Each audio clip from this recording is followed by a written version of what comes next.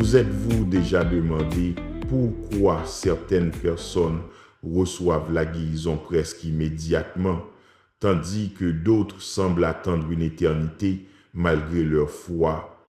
La promesse divine de guérison est-elle réellement accessible à tous ou existe-t-il des exceptions à la règle divine?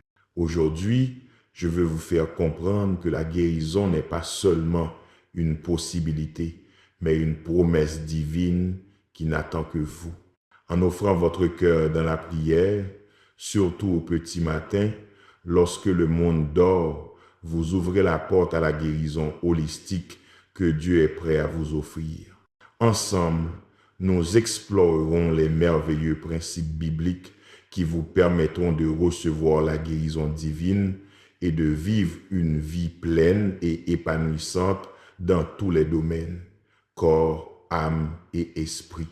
Selon le psaume 103, versets 2 à 3, David déclare avec passion: « Bénis le Seigneur, mon âme, et n'oublie aucun de ses bienfaits, lui qui pardonne toutes tes iniquités, qui guérit toutes tes maladies. » David ne se contente pas de louer Dieu, il se rappelle à lui-même et il nous rappelle aussi les bienfaits qui accompagnent une relation avec notre Père céleste. Et quels sont ces bienfaits? Ce sont des bénédictions de guérison, de rédemption, d'amour et de compassion. N'est-ce pas merveilleux que le paquet du salut de Dieu ne soit pas seulement spirituel, mais aussi physique? Mes amis, examinons cette dimension de la manière dont Dieu veut non seulement guérir votre esprit, mais aussi votre bien, être complet dans le corps et dans l'âme. Numéro 1, la guérison est votre héritage. Ésaïe 53, verset 5 dit: « Il a été blessé pour nos transgressions, il a été brisé pour nos iniquités, le châtiment de notre paix est sur lui, et par ses blessures nous sommes guéris. » L'acte sacrificiel de Jésus sur la croix ne concernait pas seulement l'ouverture d'un chemin vers le ciel, mais il s'agissait d'une restauration complète du corps, de l'âme et de l'esprit. Lorsque les Israélites quittèrent l'Égypte, ils se retrouvèrent à Mara, un endroit où les eaux étaient amères. Après que Moïse ait jeté un arbre spécifique dans les eaux, à l'instruction de Dieu, elles devinrent douces. Cet arbre représente la croix et les eaux adoucies symbolisent la guérison qui en découle. Cela sert de représentation physique d'une réalité spirituelle. Dieu signalait dès le départ que la guérison fait partie de son alliance avec son peuple.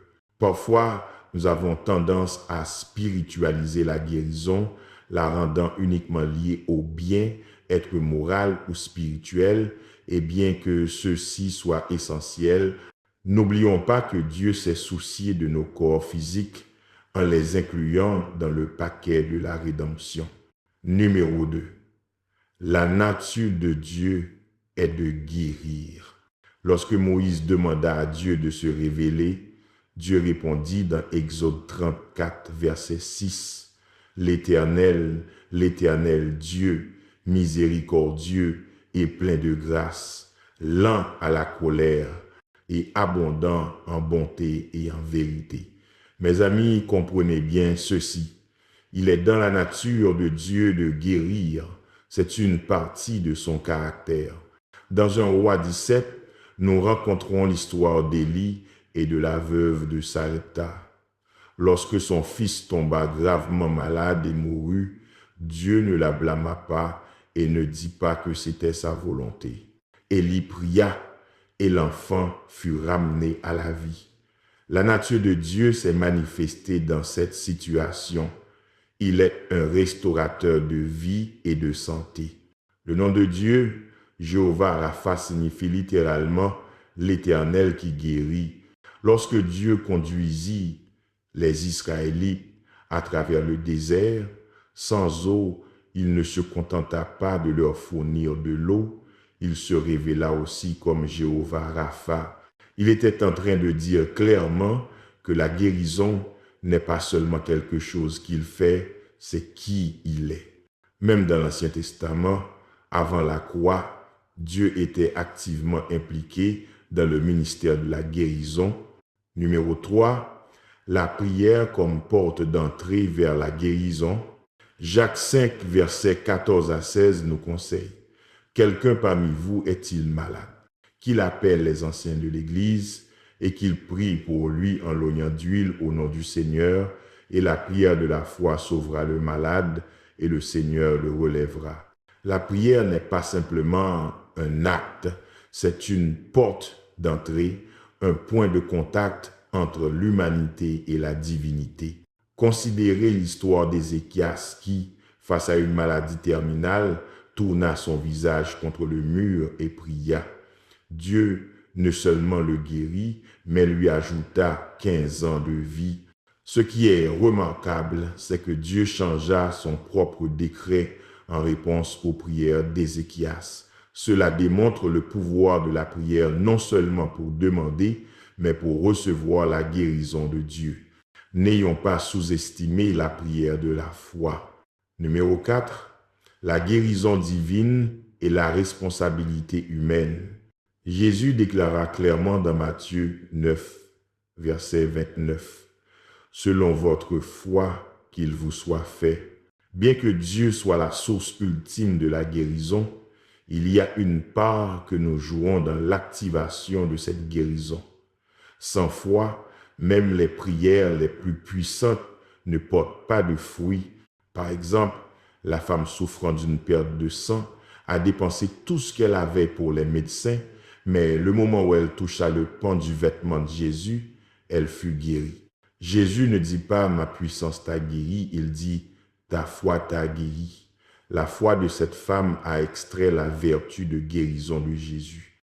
Parfois, la guérison peut nécessiter une action, aussi inconventionnelle qu'elle puisse paraître.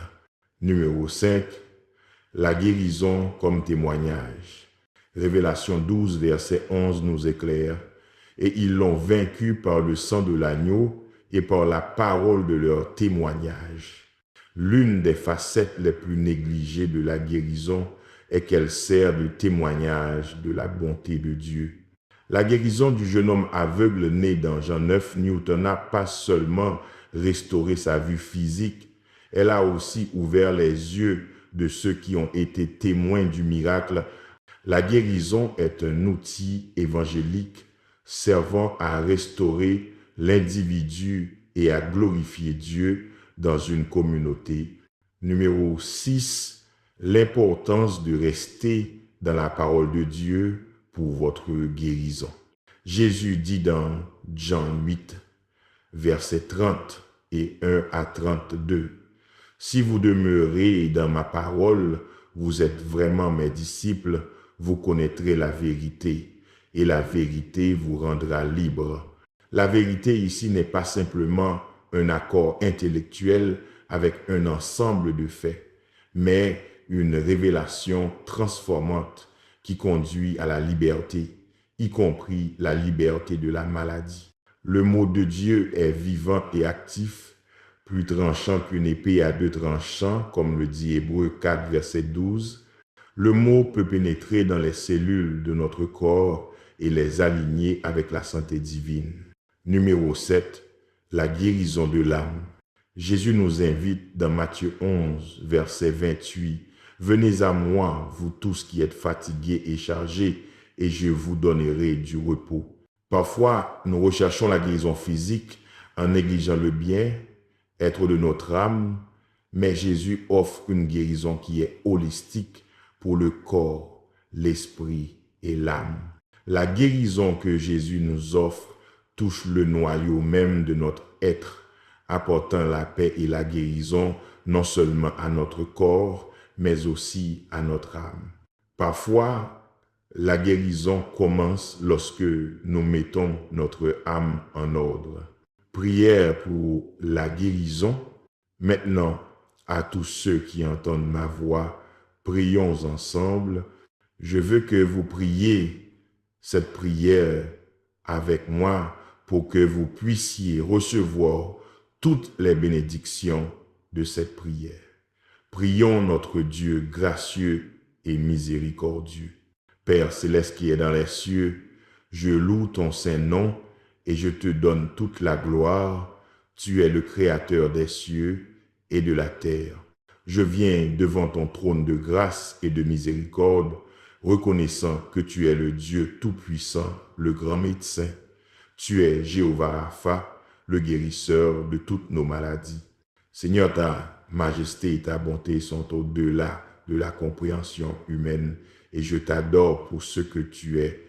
Père, pardonne-moi pour les moments où j'ai péché contre toi et contre les autres. Seigneur gracieux, crée en moi un cœur pur et renouvelle un esprit droit en moi. Je laisse aller toute rancune et amertume connue et inconnue et je renonce à tout ce qui pourrait être un piège pour mon âme. En te demandant pardon, je libère aussi le pardon pour ceux qui m'ont fait du tort. Délivre-moi de tout mal, de toute maladie et de tout plan de l'ennemi. Je déclare au nom de Jésus que ta vertu de guérison coule à travers chaque partie de mon être en ce moment, corps, âme et esprit. Si ce message vous a béni, tapez Amen dans la section des commentaires ci-dessous. Vous pouvez nous aider à toucher plus de personnes et à répandre l'Évangile en partageant cette vidéo avec un ami ou un membre de votre famille qui a besoin des bénédictions de cette prière. Cliquez aussi sur le bouton j'aime et abonnez-vous à la chaîne pour plus de vidéos qui béniront votre cœur et élèveront votre esprit. Merci à tous ceux qui nous soutiennent. Vous êtes bénis pour être une bénédiction. Maintenant, pour ceux qui écoutent et qui souhaitent accepter Jésus-Christ comme leur Seigneur et Sauveur, je vous encourage à recevoir la grâce de Dieu avec un cœur ouvert et repentant. Commencez là où vous êtes, votre passé n'a pas d'importance. Jésus est venu chercher et sauver ceux qui étaient perdus. Dieu vous aime. Ce n'est pas la volonté de Dieu que quiconque périsse, mais que tous viennent à la repentance. Dites cette simple prière de salut pour vous-même. Prière de salut. Seigneur Jésus, je sais que je suis un pécheur et je te demande ton pardon.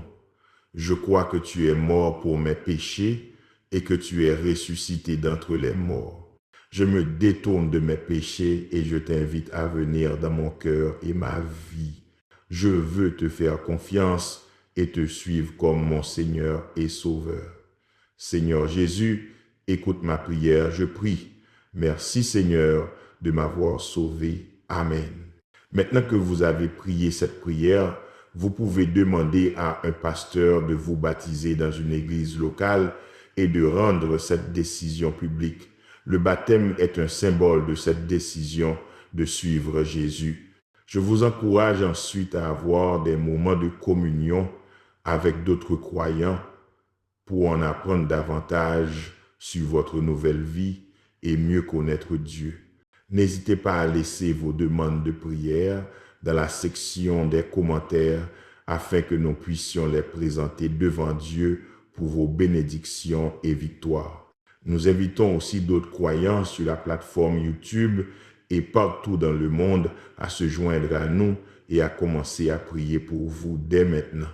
Et nous voulons que vous sachiez que même si vous ne voyez pas de réponse immédiate à votre demande de prière, cela ne signifie pas que vous n'avez pas été prié. Soyez assurés que nous élevons activement chaque demande devant Dieu en accord avec sa volonté. Nous croyons en la puissance de la prière pour apporter réconfort, guérison et direction selon le plan parfait de Dieu. À Dieu soit toute la gloire. Que la grâce et la paix de notre Seigneur Jésus-Christ soient avec vous tous. Chers frères et sœurs, à travers notre cheminement de prière aujourd'hui, nous avons compris que la guérison n'est pas seulement une promesse, mais la puissance de Dieu qui attend d'être libérée dans nos vies. Si nous faisons confiance à sa parole, si nous lui offrons notre cœur et notre esprit avec foi, il accomplira des merveilles inimaginables. Souvenez-vous que la guérison ne vient pas seulement de la prière, mais aussi de la patience, de la confiance en sa grâce et sa bonté. N'hésitez pas à le rechercher chaque jour, car la guérison et les bénédictions sont toujours accessibles à ceux qui placent leur confiance en lui. Que la grâce, la paix et la guérison de Jésus-Christ soient avec vous et votre famille aujourd'hui et toujours. Amen.